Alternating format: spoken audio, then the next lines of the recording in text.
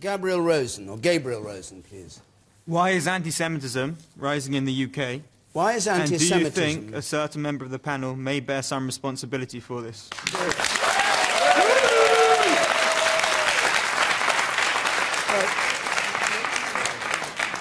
Jonathan Friedland. Well, like a lot of people, I was very dispirited by these new figures that came out today that showed that anti-Semitic attacks in Britain had risen to the highest figure ever recorded, 1,100 attacks last year. Some people may think that's not such a big figure, but Britain's Jews are a small community, less than 300,000. And it's dispiriting because we know, and we've seen so recently, that these kinds of attacks, and Paris is the example that's in my mind, can lead to murderous consequences. So there's huge fear about that. I don't think Britain, incidentally, is an anti-Semitic country. I don't. The Jewish community, and I'm proudly a member of that community, we've put down deep roots here, and the community has been allowed to thrive. I don't think the country is in any way anti-Semitic, and that's not what people are frightened of, and there is fear. The fear is instead of that kind of Paris scenario, of this murderous death cult, and that's what they are, of individuals who might try to repeat in London or Manchester, where there are large Jewish communities, what was seen in Paris. So the fear is from those handful of those sort of violent jihadist individuals. Now, as to why there may be an increase, and there are these figures that have recorded an increase, there was an upsurge in the numbers last summer when violence resumed in Gaza. And so violence in the Middle East, and the people who keep these figures know this, every time there's violence in the Middle East, it's followed by an increase in anti-Semitic attacks here. Now, why is that? That's because some of the rhetoric around Israel gets so heated and so inflamed that people who can't hold always that distinction in their mind between what's Israel, a country several thousand miles away, and what are Jews, people here. Oh, well, wait. They can't always hold that distinction in their mind, and some of that rhetoric spills over. And since you mentioned the person, member of the panel tonight, George Galloway, I know, is on people's minds, and some of what he has said, I know he's usually very careful to draw a distinction between Jews and Israel, but some of the rhetoric he has used on Israel, some of the ideas he's planted on Israel, for example, suggesting that Israel may have been behind the Ukrainian revolution. And there's, I've got the quotes here if that comes to question. Or suggesting, wait a second, or suggesting that chemical weapons attack in Syria in August 2013, that Al-Qaeda and Israel had teamed up together to stage that operation. If people hear that kind of thing, and believe that Israel is somehow uniquely the source of all evil in the world, even terrible things that happen miles away, they are going to eventually not be able to contain their fury and lash out even at Jewish targets. Unfortunately, the evidence is there. It happens every time there's trouble in the Middle East. So somebody like George Galloway, who definitely has a following and an audience and has wonderful powers of rhetoric, we've heard them tonight, he and people like him need to exercise great responsibility in this area, because it is incendiary, and it's sensitive, and as we've seen from these figures today, it can lead to hate. Okay.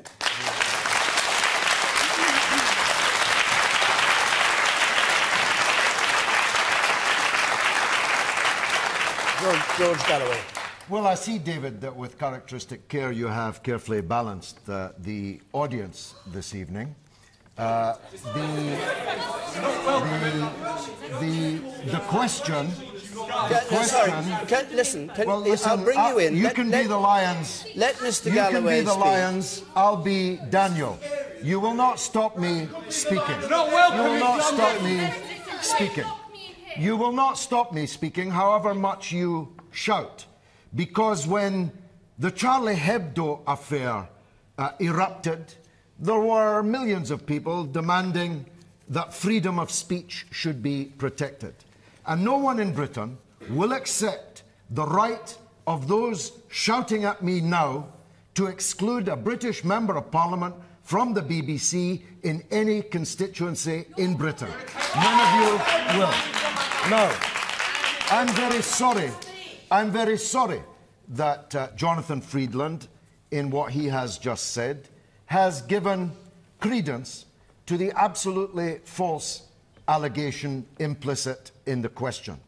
You see, I know about political violence.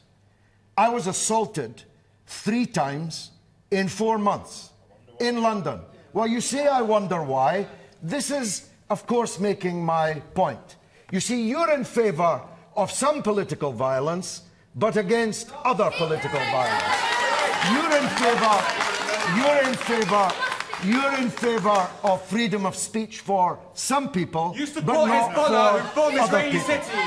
Not a single, not one single spokesman for the Jewish community, not a single Jewish community newspaper condemned the assaults upon me, which have led to the imprisonment of 1 man and the fining of 2 others. George, can you listen, come? Did Can you you set come me to up here? No, you're not. Am I on trial No. here? Well, let me speak. Answer the question. Let me speak. I'm being bayed at by the audience. All right, George. I've been directly accused by another panellist. Let me answer. What he accused you of, and what I'd like you to address, not about how you've been assaulted. No, I will. But the conflation between Israel and Jewishness or Jews, which is what actually this is a dangerous conflation. It's a false synonym. Zionism and Israel are different things from Judaism and Jewishness. And anybody who confuses these 2 things, whether they're an anti-Semite or whether they are so-called leaders of the Jewish community, is making a grave mistake. Now, the Community Safety Trust, as Jonathan has just done, blamed the spike on what Jonathan described as a resumption of violence in Gaza last summer. I think what he meant was the mass murder of 2,136 Palestinians locked up in a prison camp called Gaza. 500 of them children. 500 of them children. He called it... All right, listen. All right, hold on a second. He called it a resumption of violence. Other people call it mass murder by Israel. No. All right, now, George, I have never... Just wait a minute, George. Look, you've got a number of you are just shouting. There are a number of people who I can see who are actually agreeing with what George is saying. I'd like just, George, if you'd pause a moment. Let's hear from you, because you've been shouting there in the corner there. Thank you. Make your remarks, and one of the 2 of you who've been shouting. Because I want this to be, which it should be in question time, a reasoned debate, not a shouting match. You go first, and then I'll give George a chance to answer what you say, and then we'll have the other members of the panel. You go first. George, your comments are deliberately provocative. Just last year, you declared Bradford an Israeli free zone. In doing so, what you did is you took a deep-rooted, multifaceted conflict in another area of the world and brought it to the streets of the UK. And in doing that, you directed your comments indirectly to the Jewish community. And as a result of that, you put the British Jewish community on the front line at a very volatile time. All right. You're in the white shirt. Me? Yes, you're in the white shirt.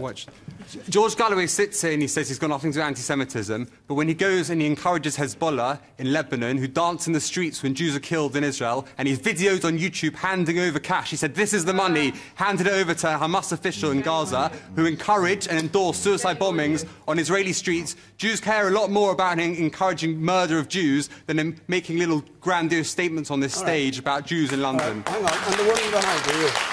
Yes.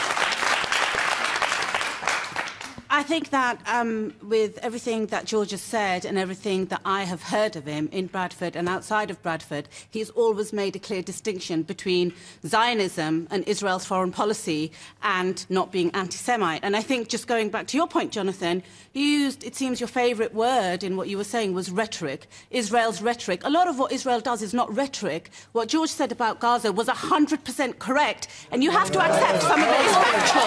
Sorry, Some of it is factual. It's not all rhetoric. I wasn't talking about Israel's rhetoric. I was talking about George No, but you Galloway's used rhetoric. that. You said because I there's a was lot being of asked rhetoric about around Israel. You categorically said that. There's a lot of rhetoric around Israel. The press has a lot of rhetoric around Israel. You mentioned that in connection with Israel. I think you just said Israeli rhetoric. All right.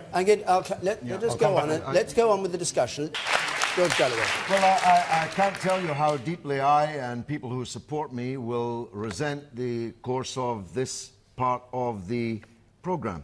Anti-Semitism is a foul and virulent form of racism which led in the 1930s and 40s to the Holocaust, the greatest crime in human history.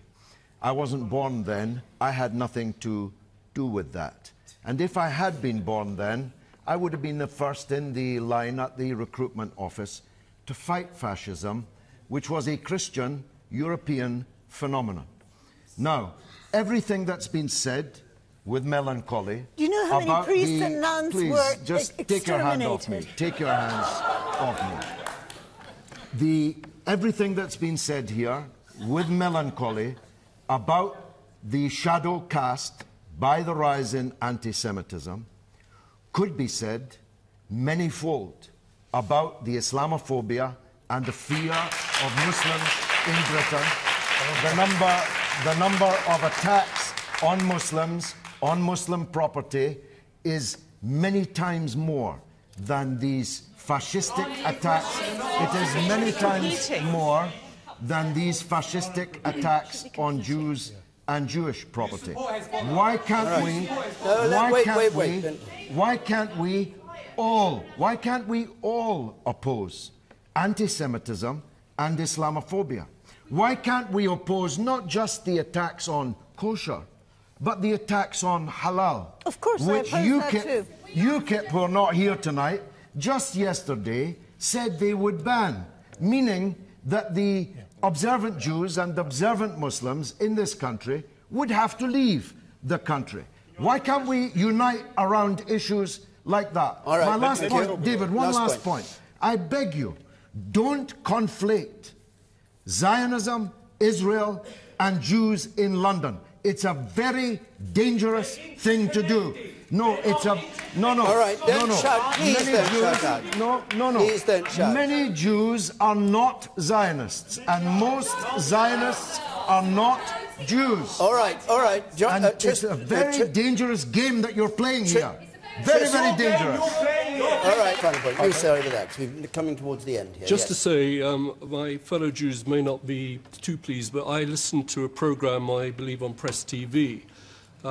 George Galloway may have forgot it, but he actually bawled out someone who telephoned in when he realised that she was being anti-Semitic, accusing Jews of running the world or whatever it is. So I don't regard George Galloway at all as an anti-Semite. I think he is very misguided in many other areas.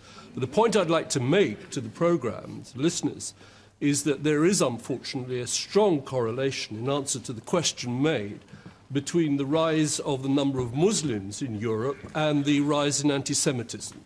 We are not told, in the number of acts that are made against Jews, I don't know if they're recorded this way, how many come from Muslims and how many don't. But I suspect that there's a very strong relationship. All right. Well, I'm afraid we've got hands up all around here. I have to stop because the hour of the programme is up.